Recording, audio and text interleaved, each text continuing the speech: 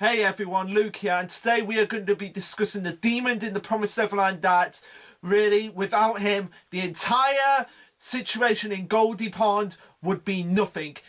There wouldn't be any hunting, there wouldn't be any real drive for Lewis. Yes, I am of course talking about Lord Bayon. Yeah, I know you guys probably thought I was going to say something like Song Duo Musica and be like this whole sarcastic moment, but no. We are getting right into this, guys. So yeah, we are talking about Lord Bayon. Now, what makes Lord Bayon such a fascinating character? I mean, he's not really one of my favourite demons on the level of Lewis, but I still have a lot to talk about him. But yeah, when he first appeared, given the title that his name is Lord Bayon, you would think like, oh, this guy is going to be the main antagonist of the Goldie Pond arc and possibly the rest of the series. But no, it turns out that Lewis is actually the main antagonist, and it's very interesting because there's a little subtle hint that you can see that Lewis is actually the main antagonist, and it comes not from anything that any of the characters say, but it comes from the way that the panels are actually structured. Like, if you look at particularly this one right here, where we have all the demons and the whole lined up in the tracks that they appear in, and you see that Lewis is like at the front and centre, that actually gives an indication, like right there, that Lewis is going to be the one that is going to stand out. And of course, it turns out in the end that he actually did. But yeah, Lord Bayon, without him, this entire operation would be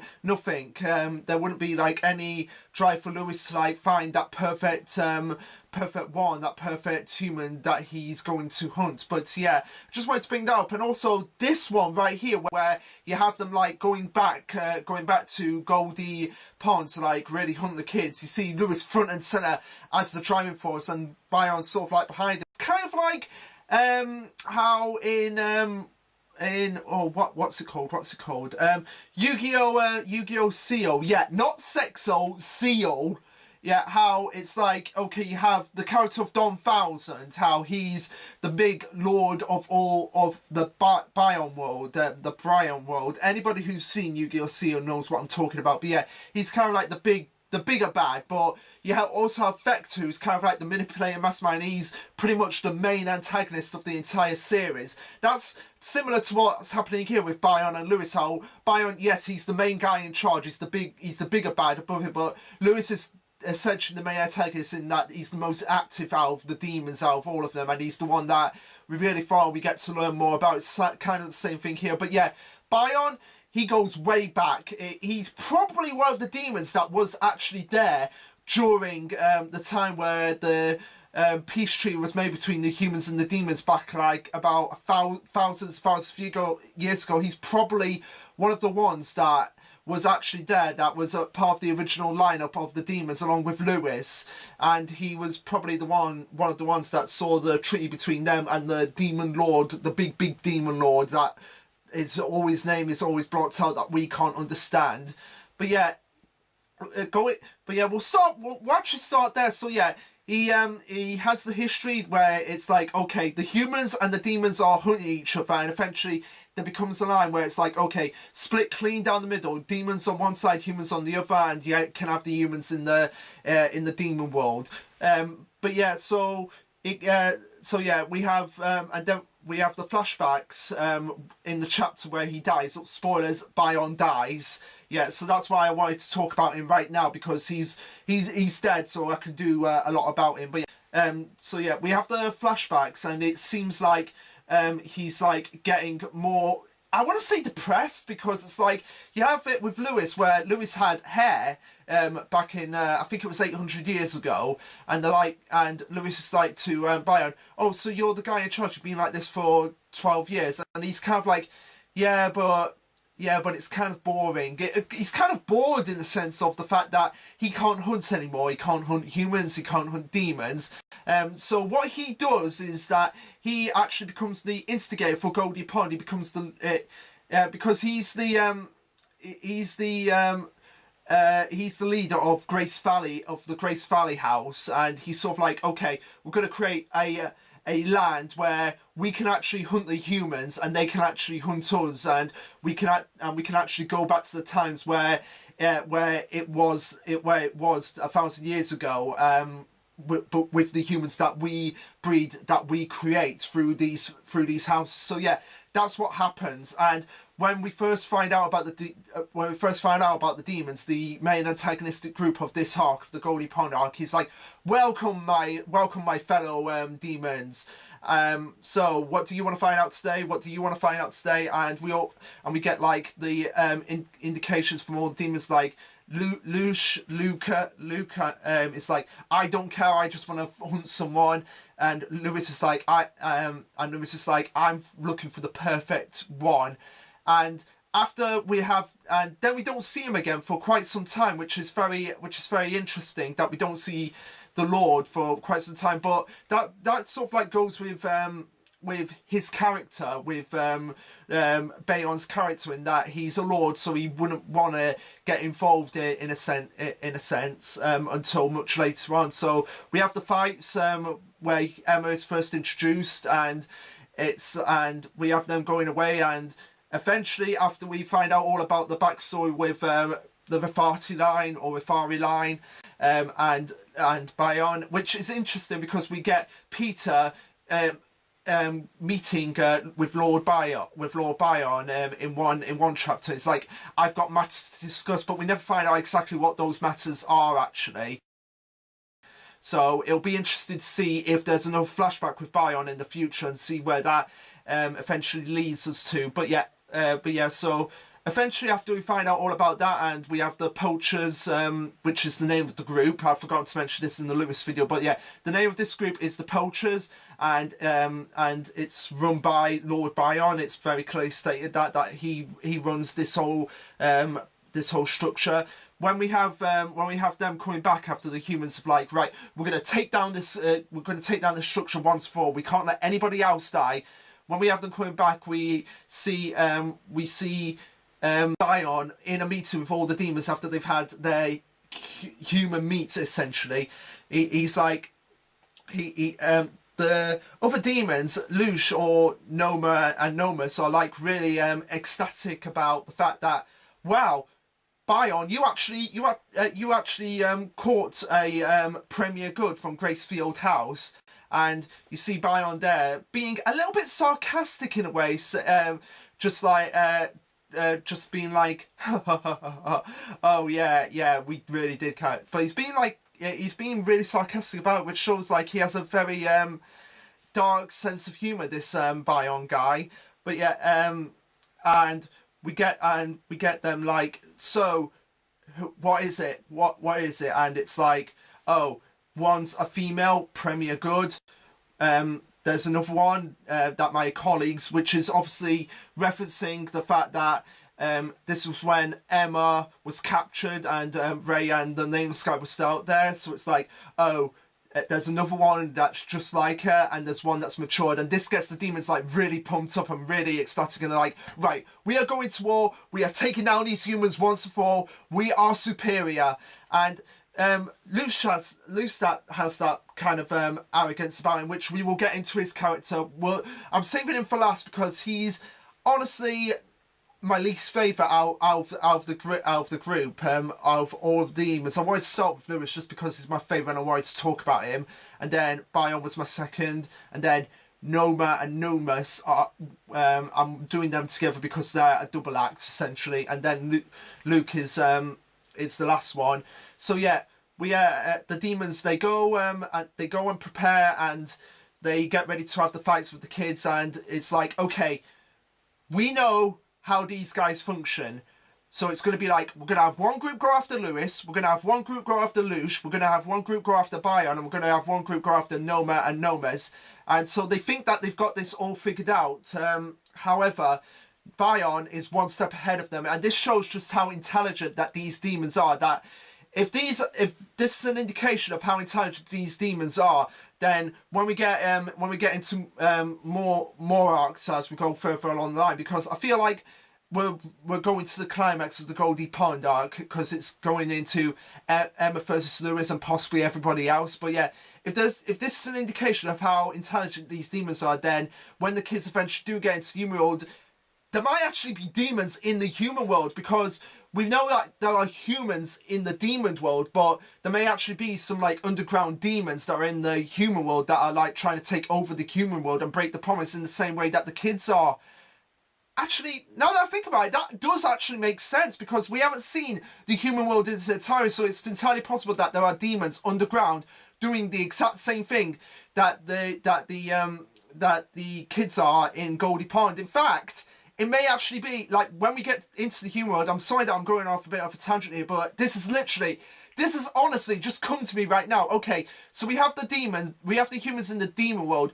Is it any stretch for the imagination to say the current runs both ways? That we have demons in the human world that are being essentially bred, not in the same way to be eaten by the humans, but in the same way to be like the humans have a hunting nature about them, and they just want to breed demons to hunt them and be their little playthings. So it could be a sense that when the humans get into the human world and they find out like, oh, maybe this wasn't such a paradise after all, when they find out that demons are actually being the victimized ones in that world, and so that may open the kids' eyes, and especially Emma's eyes, that the world is not just black and white, there's shades of grey in the human world as well. So yeah, I just wanted to bring that up because it literally just came to me then. But yeah, anyway, where was I? Oh yeah, so we have the fight with Lush, which ends with him getting killed, and then we have the fight with Noma and Nomes, and it's sort of like it goes through the sequential battles. But then we have Bayon, who surprises, I think it was Gillian and Nigel that he comes across, and it's like they're shocked about this, like, Bayon, what's he doing here? And they're like, wait, did he take out Zack's group already? And yeah, we see that about Bayon, how he's really intelligent, how he knows that the kids are hiding Lucas, and it's like, okay, I am here to get to your leader. He basically psychologically manipulates them. He uses I love Bayon there, the fact that he uses manipulation tactics to get under the kids' skins, and he demonstrates this when he confronts Gillian and Nigel, and he's like, bravo, oh, so you managed to beat my colleagues here. Oh, that's great. I never thought that you kids from Grand Valley could actually do this. Bravo, you have my utmost respect in that regard. And you can tell that he's basically messing with them in order to like get under their skins to reveal some sort of information, and eventually they're like, oh shit, he's here for Lucas, he's here for the kids. And he says this like, I know you have a leader and I am here to find him. And it's a sense of Gillian rushes off, tries to distract Bayon, but unfortunately Bayon is just too fast and too strong, and he's able to get Gillian and just slash her. And then you have, I think it is Nigel, and then you have Gillian being grabbed up by Bayon, and it's like, Nigel, I'm going to make a deal with you. You tell me where your leader is and I let her go. But Nigel doesn't want to give away the information or anything about that, and he's really torn about this. And Bayon is like, I'm gonna kill her. And that point, because Gillian is actually one of my favourites, and I'll get into why when we get to Lucius' video. She's been one of my favourites out of this whole group, because it's kind of like shifted to like, okay, in the first quarter, I want to say it's the first quarter of the series, we had the kids from Gracefield House, and now we have the kids from Grand Valley as sort of like the main cast at this point in the series, which is what I find interesting about the series, how it's like rotating out the main cast but like keeping Emma as the main focus, which makes sense for this kind of series, how as they're journeying along they're going to meet characters that are going to play a pivotal role in certain arcs, but it's going to be like focused, like Emma's going to be like the glue that holds them all together. But yeah, going back to Bayon, he's got Gillian, and it's like Nigel is there like just thinking about what to do, and it looks as though Nigel is actually going to shoot Bayon, but Pepe just comes out, grabs, smokes out Bayon, and they rush off to the tree where Lucas is hiding the kids, and Bayon takes the bait. And this is what I mean by how Lewis, because I had this discussion with